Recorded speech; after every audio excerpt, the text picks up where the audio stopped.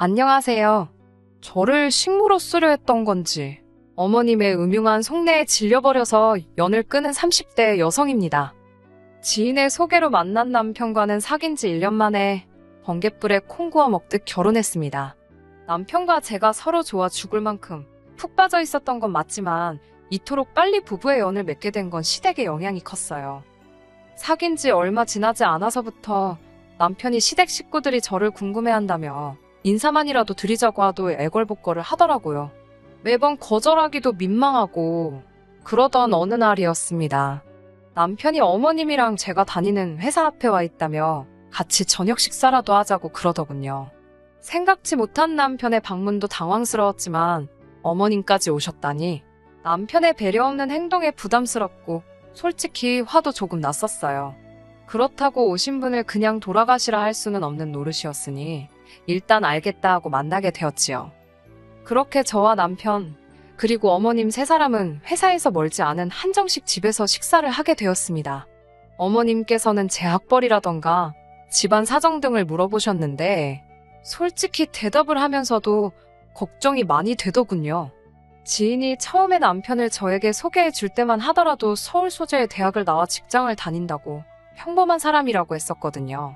저는 그때만 해도 서울 소재의 대학이 한 손 안에 꼽을 법한 명문대를 뜻할 거라곤 예상하지 못했고 직장이 대기업일 거라고도 생각지 못한 채 그대로 소개팅에 나갔습니다. 남편에 대해서 보다 확실하게 알게 된 저는 혹시나 싶어 남편은 저에 대해 어떻게 들었냐 물었습니다. 그리고 역시나 제 예상대로 대학 나와서 직장 다닌다고 그렇게만 들었더라고요. 제가 서울에서 대학을 나온 건 맞지만 회사 규모나 이런 거 저런 걸로 따졌을 땐 남편 조건에 한참 미치지 못했기에 괜히 제가 거짓말을 한 것처럼 움츠러들더군요. 얼마 대화는 나눠보지 못했지만 남편에게 첫눈에 호감을 느꼈던 저로서는 아쉬움을 뒤로한 채 남편에게 솔직히 털어놓았어요. 서울 소재의 여대를 나와서 지금은 중소기업에 다니고 있다고요. 그런데 남편은 그 직장도 좋지 않냐며 오히려 자기를 낮추고 저를 띄워주는 식으로 대화를 이끌어 나갔습니다. 그리고는 자기는 제가 마음에 든다며 진지하게 만나보고 싶다고 하더군요. 아무튼 사정이 그렇다 보니 어머님께서 제 호구조사를 하실 땐 긴장이 될 수밖에 없었어요. 특히 어머님께서 먼저 아버님은 대학 교수셨고 당신도 교직에 있다는 말씀을 하셨을 땐 조금 난처하기까지 했네요. 굳이 직업적으로 시부모님과 비교하자면 저희 친정부모님은 평범하십니다. 두 분이서 작은 식당을 운영하고 계시거든요. 하지만 제 염려와 달리 어머님의 반응은 남편과 별반 다르지 않았습니다. 그 정도면 됐다라는 애매모호한 말과 함께 남편 어디가 좋은지, 앞으로 어떻게 할 생각인지 그런 것들을 물어보셨어요. 그러시곤 급기야 결혼 생각을 하고 있다면 둘 다 어린 것도 아닌데 시간은 끌어 뭐하냐며 얼른 날짜 잡고 그러라시대요. 사실 아주 가볍게 몇 번 결혼에 대해서 이야기를 해본 적이 있긴 했어요. 그런데 어머님까지 나서서 빨리 진행시키라 하시니 당황스럽기도 하고 한편으론 기쁘면서도 동시에 걱정도 되었습니다. 솔직히 털어놓자면 제가 결혼 자금으로 돈을 모아놓기는 했지만 겨우 4천만 원에 불과했고 친정 부모님도 얼마나 해주실지 감이 안 왔거든요. 그날 밤 친정 부모님께 있었던 일을 이야기하면서 혹시 시집 간다고 하면 얼마나 해주실 수 있냐 물으니 부모님께서 몹시 미안해하시면서 이렇게 빨리 시집 간다 소리를 할 줄 몰랐다며 급하게 쓸 데가 있어서 제 결혼식에 쓰려고 모아두셨던 돈에 손을 대셨다고 하셨습니다. 원망이라기보다는 상황 자체가 갑갑하더라고요. 결국 이튿날 남편에게 당장 결혼하는 건 무리일 것 같다고 했습니다. 가진 거라곤 겨우 4천만 원이 전부인데 이 돈으로 혼수며 애다니며 다 할 수 없을 것 같다고. 당신이나 나나 좀 더 준비가 되면 식을 올리자 하니 남편도 제 뜻이 그렇다면 알겠다더군요. 하지만 얼마 지나지 않아 저는 다시 어머님께 연락을 받게 되었습니다. 돈 때문에 결혼을 미루자고 했냐며 그런 거 신경 쓰지 말고 그냥 하라시대요. 집은 어머님이 전세로 하나 구해주실 생각이라며 너무 개의치 말라고요. 저는 일단 감사하다, 남편이랑 잘 이야기해보겠다 했지만 솔직히 이걸 거절해야 하는 건지 감사하다 해야 하는 건지 어찌할 바를 모르겠더군요. 남편은 어머님이 제가 어지간히 마음에 든 모양이라며 감사하게 받고 앞으로 잘 사는 모습을 보여드리자 하대요. 그렇게 남편과는 본격적으로 결혼 준비를 하기 시작했습니다. 상견례의 분위기는 화기애애 그 자체였어요. 친정 부모님께서는 제가 좋은 시댁을 만났다고 운도 좋다며 기뻐하셨고, 저도 그런 줄로만 알았네요. 아무튼 남편의 두 누나도 만났는데 두 사람 다 살가운 성격은 아니었어요. 하지만 신우들과의 관계는 앞으로 제가 잘하면 될 거라고 생각하고 크게 신경 쓰지는 않았어요. 사실 다른 무엇보다도 결혼 준비를 하면서 가장 당황스러웠던 순간은 아버님이 병원에 입원하셨을 때였습니다. 남편이 말하기를 갑자기 길 가다 쓰러지신 아버님을 주변에 있던 행인의 도움으로 병원에 모셨다고요. 결혼식을 2주도 채 남기지 않은 상태에서 발생했던 일이라 당연히 찾아가야 한다 생각했어요. 그런데 병원에 도착하니 어머님께서 병실에는 들어가지 못하게 하셨습니다. 아버님께서 그저 발을 헛디뎌 넘어지신 거라며 흐트러진 모습을 며느리감한테 보여주고 싶어 하지 않으시니 그냥 돌아가라셨지요. 다행히 결혼식 당일에는 전보다는 조금 야윈 듯한 모습이었지만 아버님은 무사히 결혼식에 참석하셨고요. 하지만 다시 한번 생각지도 못한 상황을 맞닥뜨렸던 건 결혼한 지 4개월이 좀 지나서입니다. 아버님께서 또 다시 쓰러지셨는데 이번엔 그 일이 집안에서 발생했기에 바로 어머님이 119를 불러 아버님을 응급실로 모셨다더군요. 그리고 저는 충격적인 소식을 듣게 되었습니다. 아버님 병실에 가져다 놓을 화병에 물을 채우기 위해 잠시 자리를 비웠다가 돌아오는데 병실 밖으로 어머님과 신우 둘의 대화 소리가 들리더군요. 엿들을 생각은 없었는데 세 사람이 얼마나 조용하게 쑥덕거리던지 비밀 이야기를 한다는 게 불보듯 뻔한 일이었어요. 평소라면 저도 나름대로 제가 왔다는 기색을 냈을 텐데 어쩐지 그날만큼은 그런 생각보다는 무슨 이야기인지 엿듣고 싶더라고요. 세 사람은 아버님의 병에 대해서 이야기를 나누고 있었습니다. 제가 여기다 병명이라도 적으면 바로 누군지 알아보는 사람이 있을 것 같아서 구체적으로 적을 순 없지만 아버님은 타고날 때부터 어떤 질환을 가지고 계셨던 모양입니다. 그리고 그 병은 아들인 제 남편에게도 유전이 되는 거였고요. 너무 놀란 제가 복도 한쪽에 몸을 숨기고 핸드폰에 아버님의 병명으로 의심가는 것들을 찾아보기 시작했습니다. 찾아보니 다행히 아버님이 당장 어떻게 되시는 병은 아니었고 이게 자식한테 꼭 되물림이 되는지는 아직 제대로 연구되지 않았다고 나오더군요. 병실에서 세 사람이 쑥덕거린 건 다행히 전부 다 확실한 정보는 아니었구나 싶어 정말 말 그대로 다리에 힘이 다 풀리더라니까요. 병실에 돌아오니 어머님께서 저더러 이야기를 하자셨습니다. 신우들은 자리를 피해주지 않았고 저는 직감적으로 아버님에 대한 이야기를 하려고 하신다는 걸 눈치챘어요. 아니나 다를까 어머님께서는 저더러 아버님의 병수발을 맡아달라 하시더군요. 당황스러웠지요. 회사 때문에 안 된다고 딱 잘라 말씀드렸습니다. 괜히 난처해야 하는 기색이라도 보이면 오히려 더 해달라고 매달리시는 건 아닌가 싶어서 확실하게 거절을 했어요. 그랬더니 어머님께서는 아무리 그래도 그렇지 어떻게 생각해보는 척도 안 하고 거절을 할 수 있냐며 서운하다 하시대요. 저는 정말 죄송하지만 회사를 다니는데 생각해보고 말고 할 수도 없는 노릇이라고. 신우들은 안 된다 하냐니까 걔들이 병수발을 어떻게 드냐입니다. 평생 험한 일이라곤 한 번도 안 해본 애들이라면서 어디서부터 황당하다고 표현을 해야 할까요? 저보다 나이도 많은 두 신우 다 하는 일 없이 어머님 아버님께 용돈 받아 생활하고 있었습니다. 그런 신우들이야말로 남도 아니고 자기 아버지인데 당연히 병수발을 들어야 하는 거 아닌가 싶었지요. 하지만 차마 이런 말을 입 밖으로 내진 못하고 연신 죄송하다. 그렇지만 어려울 것 같다고 말씀드리고 간신히 그 대화에서 빠져나왔습니다.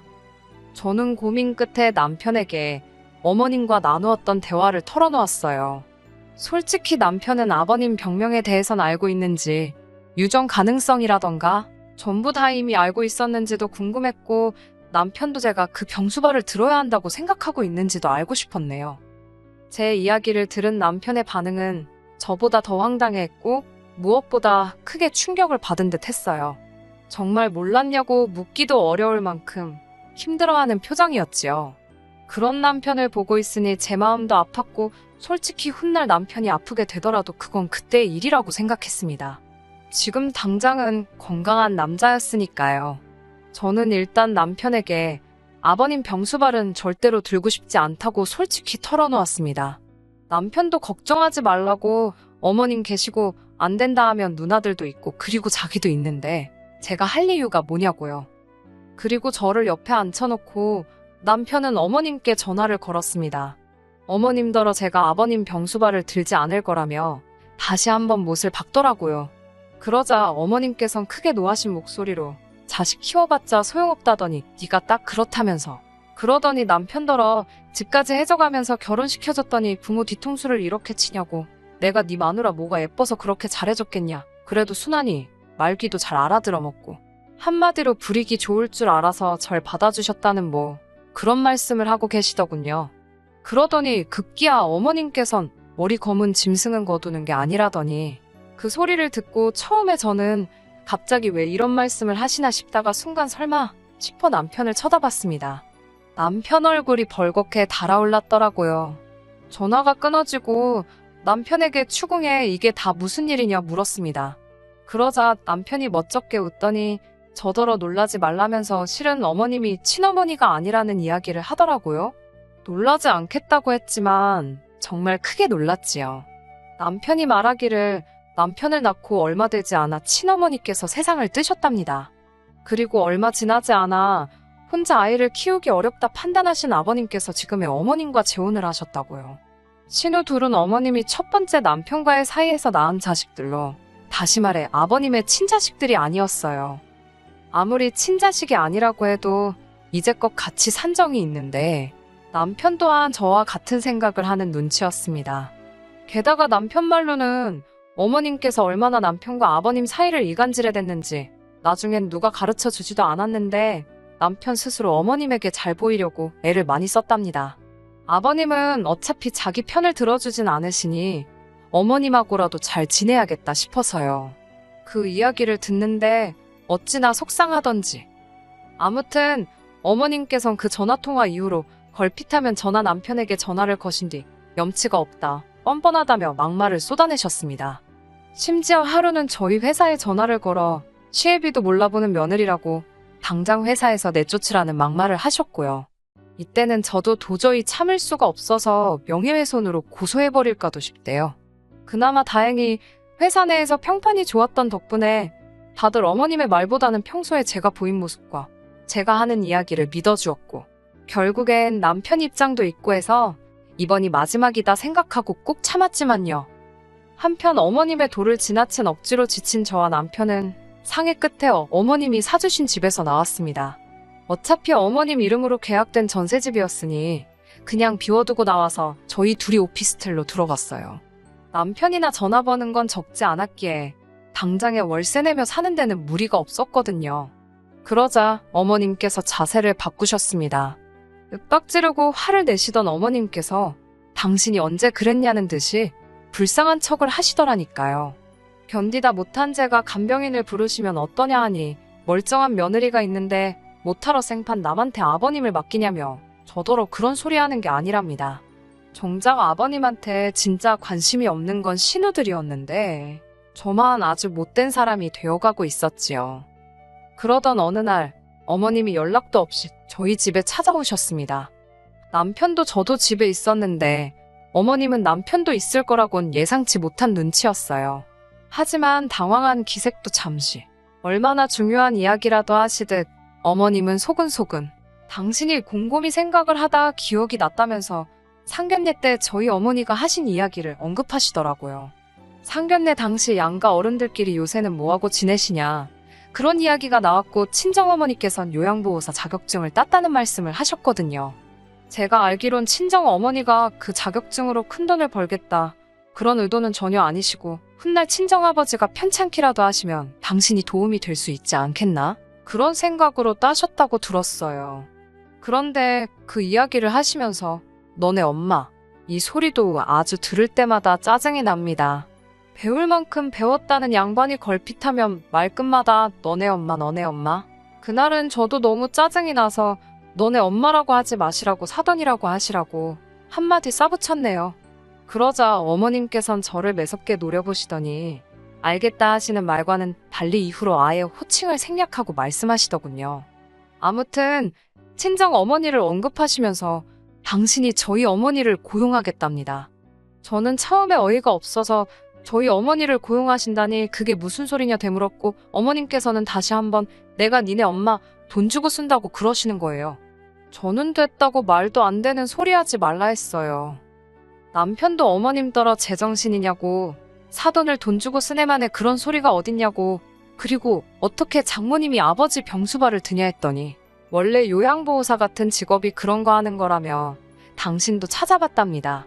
그러면서 원래 배운 거 없는 사람들이 남의 똥오줌 받아내며 돈 버는 거라고 그러시대요.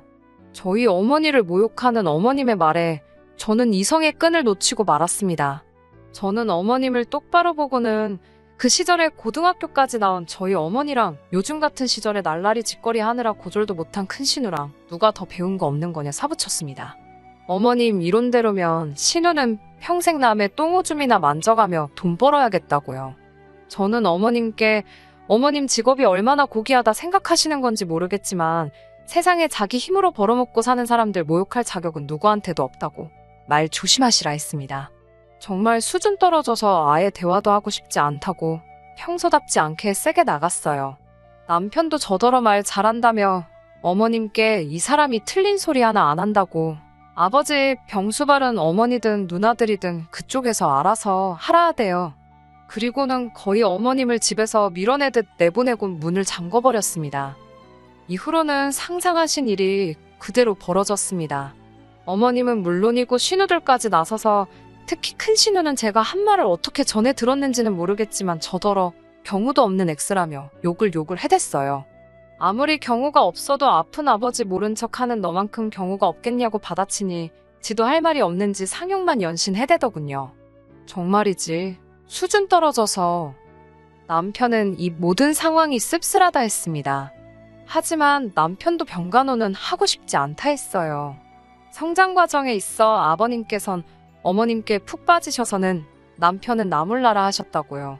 자기가 성별만 남자지 신데렐라가 따로 없었다면서. 돌이켜 생각해보면 아버님이 어떤 증세를 보이기 시작하면서 어머님이 자기한테 친한 척 하시고 그러다 제 존재를 알고 결혼도 추진하신 것 같다고 생각할수록 너무 어이없고 분하답니다. 그래도 남편이 어머님 덕에 저랑 빨리 결혼했다며 평생을 통틀어 그거 하나 감사하다대요. 이후로 저희는 어머님과는 완전히 연락을 끊었습니다. 솔직히 어머님과 남편이 따로 연락을 주고받는지 저는 모릅니다. 그래도 같이 산 세월에 정이 있는데 한순간에 틀어질까? 저는 겪어본 적 없는 인간관계라 잘은 모르겠어요. 적어도 남편이 저에겐 아무 말도 없고 병수발에 대해서는 아예 입도 뻥긋하지 않으니 더 이상 캐묻지도 않으려고 하지도 않을 생각입니다. 남편이 그런 말은 하더라고요. 아버님이 저러다 돌아가셔도 자기는 절대 재산 포기 안 하고 자기 목숨 받아낼 거라고요. 이 말을 하던 남편은 악에 바친 것 같았는데 저는 남편이 어떤 결정을 내리든 그걸 지지해줄 생각입니다. 남편과 저는 이제 영원한 한 팀이니까요.